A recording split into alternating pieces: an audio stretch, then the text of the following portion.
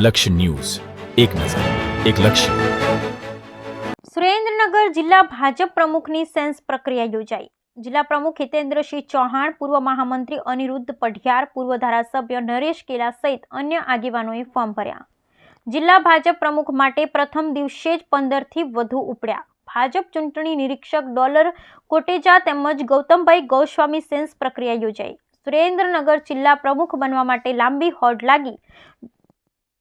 ડોલરભાઈ કોટેચા ચૂંટણી નિરીક્ષક. Bureau report Brijesh Trivedi, Surendranagar. हमारे भारतीय जनता पार्टी संगठन पर्व 2024 अंतर्गत आ प्रक्रिया हाथ धराई है.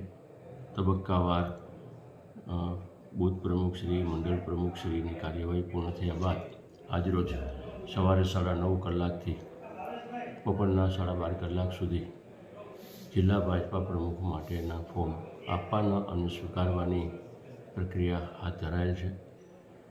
પાર્ટીની સૂચના અનુસાર કાર્યવાહી કરવામાં આવે છે.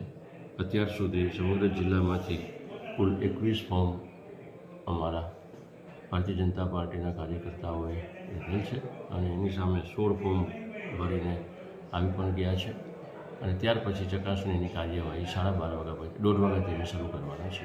સાહેબ, ખાસ કરીને પાર્ટીએ પ્રથમ વખત આ વખતે ફોર્મની પ્રક્રિયા છે કરી છે, એને લઈને સાહેબ કાર્યકરોમાં પણ અનેરો આનંદ છે. શું કહેશો આપ?